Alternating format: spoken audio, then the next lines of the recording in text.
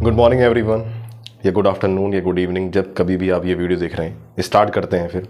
हमारी अपनी series already running में है, उसका ये 4th लेक्चर होने वाला है और मैं इसमें इलेक्ट्रिसिटी से रिलेटेड सारे PYQs को, सारे तो नहीं मतलब जो भी आपका इंपॉर्टेंट PYQs हैं उन सबको सॉल्व करा रहा हूँ यहाँ पर। तो फिर स्टार्ट करते हैं, का बोर्ड का डर ख़त्म कर देते हैं। तो ठीक है, चलो आ जाओ।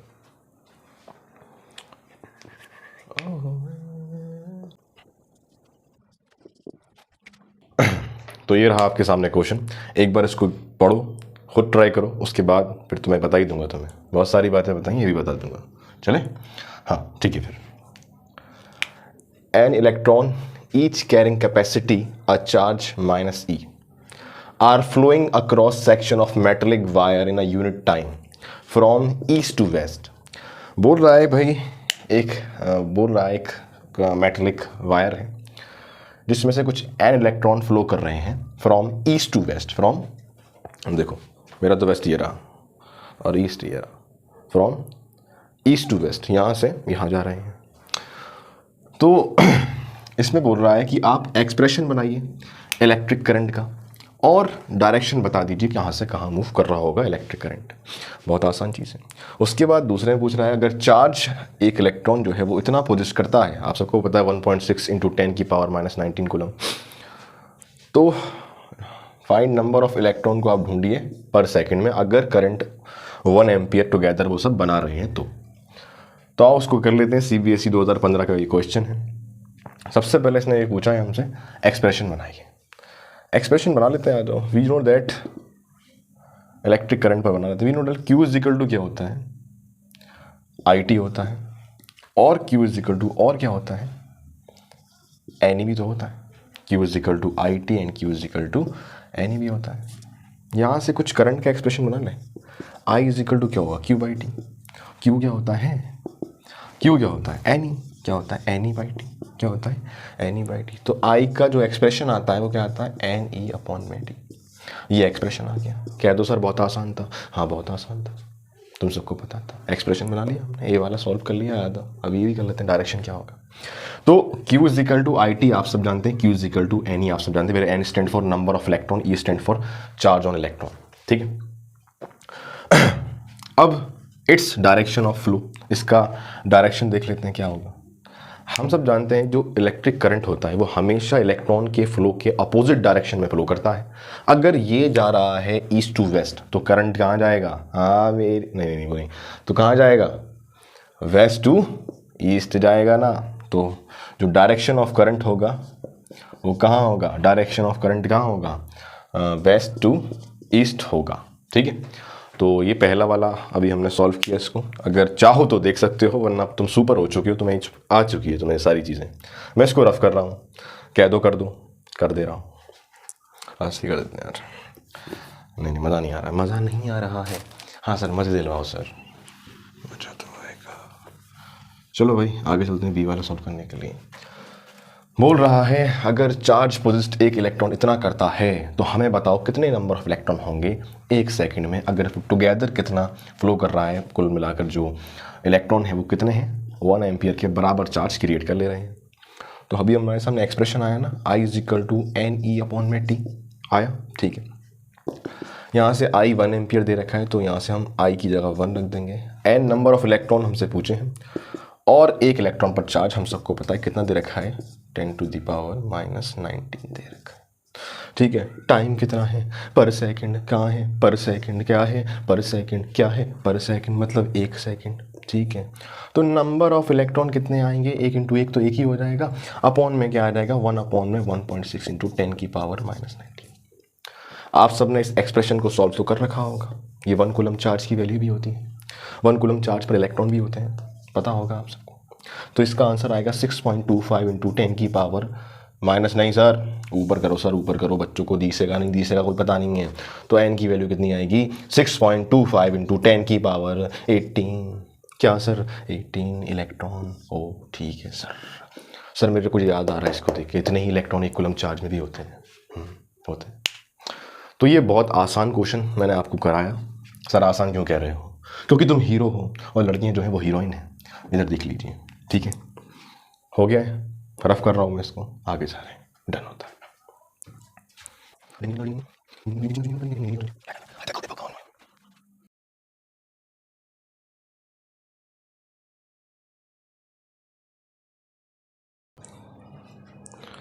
अगला क्वेश्चन आपके सामने ये रहा, क्वेश्चन नंबर 2। ये भी CBSE 2015 में आया वो क्वेश्चन था। आप इसको भी एक बार पॉज करें और ट्राई करें, और नहीं आए तो फिर हमारे साथ करें। चलो डिंग डिंग, चलो आ जाओ। List the factor on which the resistance of a cylindrical conductor depends and hence write an expression for its resistance. Sir ये क्या पढ़ दिया? ये वो पढ़ा है जो तुम्हें आता है लेकिन तुम्हें पता नहीं है। ये वो पढ़ा है जो तुम्हें आता है लेकिन तुम्हें पता नहीं है। वो बोल रहा है कि भाई साहब एक वो फैक्टर बताइए जिस पर किसी भी कंडक्टर का रेजिस्टेंस जो है वो डिपेंड करता है, और कुछ ना कुछ उसका एक्सप्रेशन बना दीजिए। सर कुछ ना कुछ, अरे नहीं मतलब उसका एक्सप्रेशन बना दीजिए। तो पहला तो ये बोल रहा है, पहले को पहला कर लेते हैं फिर बी वाला कर लेंगे। बोलो कर लेते हैं, ठीक है। तो ठीक है, सबसे पहले ये समझिए, जानते थे रेजिस्टेंस जो होता है वो डायरेक्टली प्रोपोर्शनल होता है। ये ए वाला कर रहा हूँ मैं, किसके? लेंथ के। सर किसकी लेंथ? आपकी, हमारी, या उसकी, या फिर कंडक्टर की? कंडक्टर की। तो resistance is directly proportional to the length of the conductor, ठीक है। हाँ सर ये तो है बिल्कुल बात, सर ये हमने पढ़ा था। हाँ वही तो हमने कहा, तुम्हें आता है लेकिन तुम्हें फिर भी नहीं आता। और रेजिस्टेंस डिपेंड करता है किसी भी कंडक्टर के एरिया ऑफ क्रॉस सेक्शन पर। कैसे? इनवर्स में मेरे भाई, इनवर्स में। सर भाई हाँ तो बहन भी बोल सकता हूँ लेकिन बोलना नहीं है, ठीक है। Resistance is directly proportional to the length and resistance is inversely proportional to the area of cross section of a conductor. Sir done है। इन दोनों को मिला के एक्सप्रेशन बनता था। सर हाँ बनता था सर, ये बनता था सर। हाँ फिर ये प्रोपोर्शनलिटी का साइन हटता था तो क्या आता था? सर ये एक्सप्रेशन बनता था सर, रो एल बटे A, R is equal to rho L बटे ए। तुम्हें आता है, मैंने बोला था ना आता है। तो R is equal to rho L बटे ए। देखो कितना आसान चीज़ पूछी थी, तुम घबरा रहे थे यार, बहुत आसान है। तुम्हारी इंग्लिश सुपर है भाई, तुम हीरो हो। और वो गर्ल्स जो हीरोइन है वो, हाँ वो पहले ही बताता हूँ मैं तो, ठीक है। हो गया हमारा पहला वाला। हैंस राइट ने एक्सप्रेशन भी लिख दिया। ये लिस्ट फैक्टर की लिस्ट भी बना दिया ना। देखो लेंथ पर डिपेंड करता है, एरिया पर डिपेंड करता है, और कहीं ना कहीं हमने इसका एक्सप्रेशन भी बना दिया है। चलो ठीक है भाई, ये वाला हो गया हमारा, ठीक है डन है सर। आ जाओ आगे चलते हैं। देख लो भाई, अगर एक बार देखना हो तो देख लिया, एक बार ही देखने को मिलता है भाई, बार बार थोड़ी मिलेगा। आ जाओ दूसरा देखो, हाउ विल द रेसिस्टिविटी, बोल रहा है कि रेसिस्टिविटी किसी भी कंडक्टर की कैसे बदलेगी जब उसकी लेंथ को ट्रिपल कर दिया जाए, स्ट्रेच कर कर। सर मैंने पढ़ा था रेजिस्टेंस डिपेंड करता है लेंथ पर, एरिया पर, एंड टेम्परेचर पर। अच्छा तो रेसिस्टिविटी करती है या नहीं करती? सर रेसिस्टिविटी जो होती है ना, हाँ रेसिस्टिविटी जो होती है ना सर, रेसिस्टिविटी हाँ रिमेन अनचेंज्ड। सर क्यों? बिकॉज वो तो नेचर ऑफ मटेरियल पर डिपेंड करती है, लेंथ और एरिया पर नहीं करती।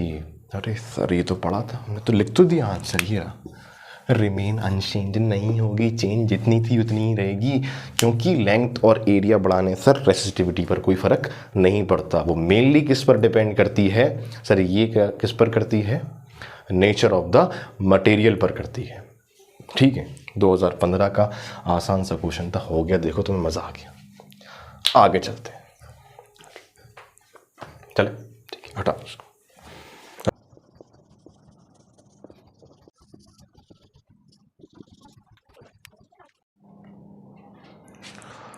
हाँ तो अगला क्वेश्चन आपके सामने ये रहा। दोबारा वही करो, पॉज करो, इसको ट्राई करो, और नहीं आए तो मीर सर के साथ चलो, ठीक है। कर लो भाई, चीटिंग मत करो, कर लो। हाँ कर लेंगे, ठीक है कर लो, ठीक है। क्वेश्चन नंबर 3 करा रहे हैं हम, CBSE 2015 का ही है। कैलकुलेट, सर करना क्या है?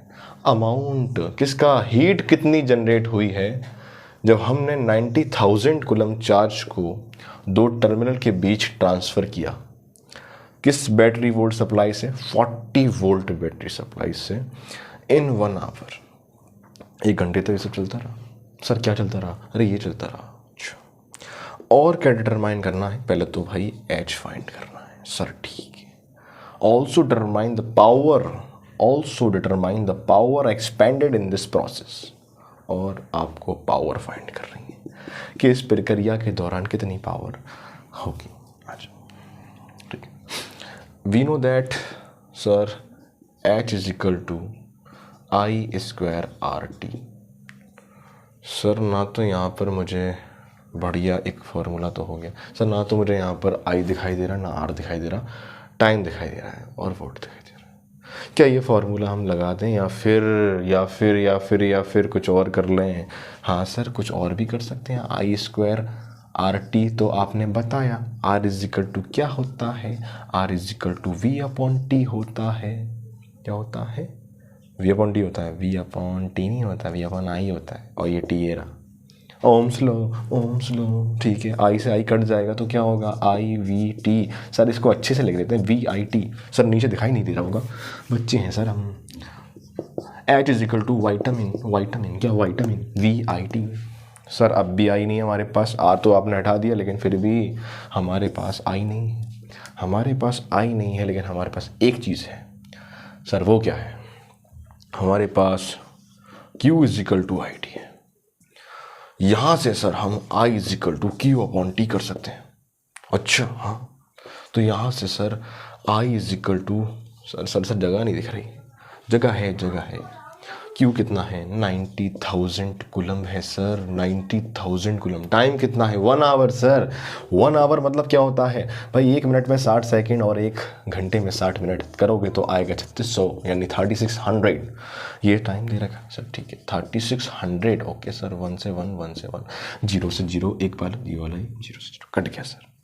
कितना बचा, हाँ सर बचा ये 900 अपॉन में 36। ठीक है काट देते हैं, 9 1 जा 9, 9 4 जा 36, फिर बचेगा ये। हाँ सर दिख रहा है ना बच्चों, दिख रहा है आपको, मैं उल्टा कर सकता हूँ मैं, 100 अपॉन में 4 यानी कि 25 एम्पियर।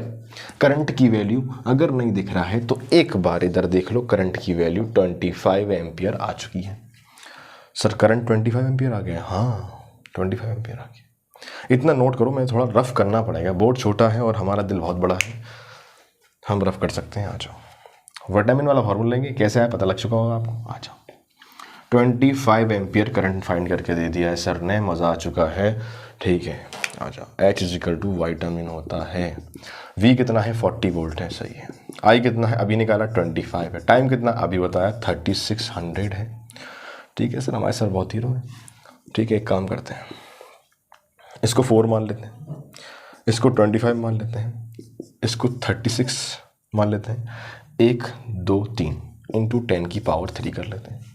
सर ये मैथ वैथ आपको अच्छे से आती है? हाँ 25 इंटू 4 100, मतलब 10 की पावर 2 और ऐड हो जाएगी इसके अंदर, तो 36 इंटू 10 की पावर 25 इंटू 4 होगा तो 100 होगा, 10 के बाद 2 हो जाएगा तो 2 उसमें ऐड कर देंगे हम, तो कितना हो जाएगा 5 हो जाएगा। सर आप तो बहुत ज़्यादा स्मार्ट है सर, दोनों तरीके से इसको पॉइंट लगाओगे तो ये भी हो जाएगा 10 की पावर 6 क्या जूल, क्या जूल, अरे जूल जूल जूल, और नहीं बस इतना ही बोलूँगा। ठीक है तो हीट हमारी कितनी निकल के आई है, 3.6 इंटू 10 की पावर 6 जूल। ठीक है आ चुका है, मज़ा आ गया। ठीक है अब पावर निकाल लेते हैं। पावर सर बहुत आसान होगा, हाँ बहुत आसान है पावर, तो आवाज़ आ रही है 111 पावर कितना है देखो, आ जाओ पावर देख लेते हैं। इसको तुम चाहो तो स्क्रीनशॉट ले लो, वरना तुम बहुत होशियार हो, मुझे पता है कर लोगे आराम से, मैं इसको रफ कर दे रहा हूँ। ठीक है पावर के लिए कुछ नहीं चाहिए, पावर होता है P is equal to V I. अच्छा तो V कितना है 40, अच्छा I कितना 25। सर ये तो सीधे सीधे हो रहा है ना, क्या 1000 वाट, बस हो गया काम। ये पूछा था 2015 में, कर लिया सर, मज़ा आ गया सर, कॉन्फिडेंस आ चुका है। 1 मिनट और रुक जाओ, 2 क्वेश्चन और है, मज़ा आ जाएगा। चलो आ जाओ, हो गया, हटा दो उसको सर, हटा दो, चलें चलें चलें।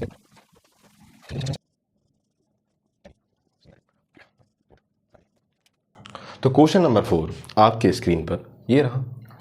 वही चीज़ पॉज करना है, ट्राई करना है। बहुत छोटा क्वेश्चन है सर, हाल हो जाएगा। हाँ सर नहीं हो रहा। हाउ मैनी लैम्प 40 वाट का एक लैम्प है, 220 वोल्टेज पे काम कर रहा है।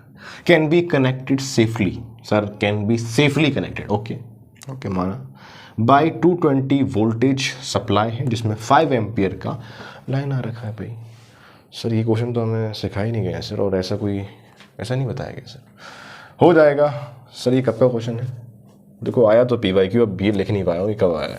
ठीक है, तो टेंशन मत लेना, है PYQ ये भी। ठीक है, देखते हैं आ जाओ। सर सबसे पहले हम देख लेते हैं कि एक लैंप जो है वो कितना करंट ले रहा है। फिर हम पता लगा लेंगे कि 5 एम्पियर करंट के लिए कितने लैंप चाहिए होंगे। वाह सर वाह, हाँ कर लेंगे। तो आ जाओ हम पता लगा लेते हैं। मान लीजिए ये पहला लैंप की पावर P1 है, वोल्टेज V1 है, और करंट जो निकल कर आएगा वो I1 होगा। P1 मतलब सारे के सारे 40 वाट के। मज़ा आ गया सर, 220 पर काम कर रहे हैं, मज़ा आ गया सर। I1 कितना है सर, ये तो ढूंढना पड़ेगा। ढूंढ लो भाई, कितना है भाई I1 निकल कर सामने आया 4/22 मतलब 2/11। सर वाह, 2/11 मीन्स ये कि एक लैंप जो है वो 2/11 एम्पियर करंट को कहीं ना कहीं ड्रॉ कर रहा है। इतना करंट वो खींच रहा है। तो हम कितने लैंप लगा पाएंगे 5 एम्पियर के लिए? तो आपको आ चुके हैं। तो अब यूनिटरी मेथड लगा देते हैं, सीधे सीधे यहाँ पर हो जाएगा, आराम से हो जाएगा। ठीक है, आ जाओ भाई। एक लैंप मतलब कि 2/11 एम्पियर के लिए 1 लैंप है। कितना है? 1 लैंप है। तो 1 एम्पियर के लिए कितना होगा? 1/2/11 हो तो 11 पर आ जाएगा, तो 11/2। तो इतने लैंप होंगे। सही बात है, हाँ सर। तो 5 एम्पियर के लिए कितने होंगे? 11/2 इंटू 5, इतने लैंप होंगे। सर आपकी मैथ भी अच्छी हो चुकी है, करना पड़ता है। ठीक है, इतने लैंप होंगे 5 एम्पियर के लिए। 11/2 ऐसे करोगे मज़ा नहीं आएगा। चलिए काम करते हैं, 55/2 यानी कि 27.5 लैंप लगा दो। सर ये क्या 27.5 लैंप लगाएंगे हम? भाई सेफ वैल्यू पूछिए तो आंसर क्या आएगा? 27 लैंप सेफ हैं इस सप्लाई में लगाना। तो आंसर इसका क्या था? 27 लैंप था। देखो अगर नहीं समझ में आया तो एक बार इसको रिवर्स करके देखोगे, सब समझ में आ जाएगा। मैंने कुछ बहुत बड़ा कॉन्सेप्ट नहीं लगाया है, सिर्फ यूनिटरी मेथड से मैंने इसको सॉल्व किया है। ठीक है, अगर आपके पास कोई और मेथड है तो उससे भी कर सकते हैं। ठीक है, लास्ट क्वेश्चन हम लेने वाले हैं क्योंकि स्टूडेंट्स कह रहे थे सर ग्राफ पर क्वेश्चन करा दीजिए। तो ग्राफ पर एक क्वेश्चन है और चलो चलता है, मजा ठीक है। हटा, पहले इसको हटा देते हैं।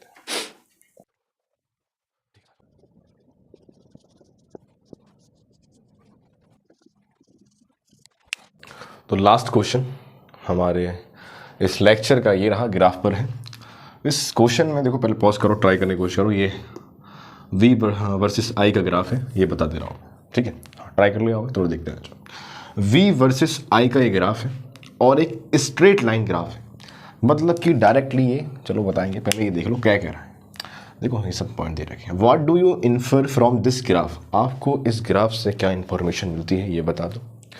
और ड्रॉ करो एक लेबल्ड सर्किट डायग्राम को जो आप ऐसे ग्राफ से बना सकते हो। ठीक है, तो सबसे पहले आप ये देखिए इससे आपको क्या इन्फॉर्मेशन मिल रही है। VI ग्राफ है, स्ट्रेट लाइन है, मतलब कि साफ तौर पर ये है कि V is directly proportional to the I। V बढ़ रहा है तो I बढ़ रहा है। और ऐसा कौन कहता है? ये कहते हैं। हाँ, तो ये इन्फॉर्मेशन हमें मिल रही है कि V is directly proportional to the I।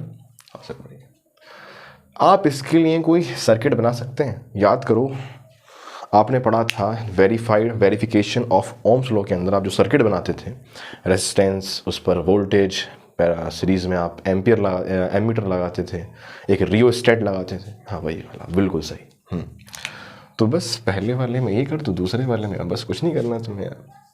तुम्हें क्या करना है, मार करके अंदर इनके नहीं है क्या? आ जाओ कर लेते हैं।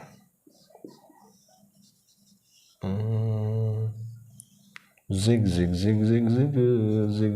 सर ये क्या कर दिया आपने? अब कर दिया तो कर दिया, कर दिया तो कर दिया। सर ये क्या है? ये तो भाई किसी कंडक्टर का रेसिस्टेंस है, इसके पैरेलल ये वोल्टेज है। सर बढ़िया बात है। ये भी कुछ भी वोल्ट की सप्लाई है, प्लस माइनस कर देते हैं। ये क्या है सर? रियोस्टेट है। क्या है? रियोस्टेट है। ये रियोस्टेट क्या हुए? हाँ सर मीम ज़्यादा देख रहे हो आजकल। रियोस्टेट होता है क्या? आर एच है। रियोस्टेट होता है वेरिएबल रेसिस्टेंस। जब मन चाहे तब बढ़ा सकते हो, जब मन चाहे तब घटा सकते हो। ठीक है। तो ये बन गया बस। ये पता नहीं ये भी कब आया था, डेट लिखना भूल गया। ये भी पीवाई की सारी मे बी 2020 का ये क्वेश्चन है, मे बी इससे सीख गया है बोर्ड का, लेकिन ठीक है। तो ये इसका आंसर था। हमें इन्फॉर्मेशन मिलती है कि भाई ये स्ट्रेट लाइन ग्राफ है जो कि डायरेक्टली प्रोपोर्शनल है, और ये हम सर्किट को ऑब्टेन कर पा रहे हैं। उम्मीद करता हूँ आपको ये लेक्चर और जितने भी पुराने थे सब अच्छे लगे होंगे। नहीं लगे हैं तो लगना ही चाहिए यार, मज़ा आ रहा था। ठीक है, अच्छे से देखो, मज़ा आएगा। और हमने इलेक्ट्रिसिटी पर ये कर दिया है। अब हम अगला चैप्टर लेने वाले हैं लाइट को लेकर, तो वो बिल्कुल भी मिस मत करना। उसमें मैं थोड़े कॉन्सेप्ट भी ऐड करूँगा, मतलब कुछ मेंटोस वगैरह सब ऐड करूँगा, मज़ा आएगा। और इतना तुम सुनते नहीं लास्ट में किसी की, मतलब लास्ट तक वीडियो इतनी देखते नहीं तो किसी की, अगर देख रहे हो तो मज़ा आएगा, मतलब मज़ा आ चुका है आपको। और आपसे एक बात कहना चाहूँगा कि वीडियो ख़त्म हो चुकी है, अब रिवाइज करने पर ध्यान दें बस। ठीक है, चलते हैं।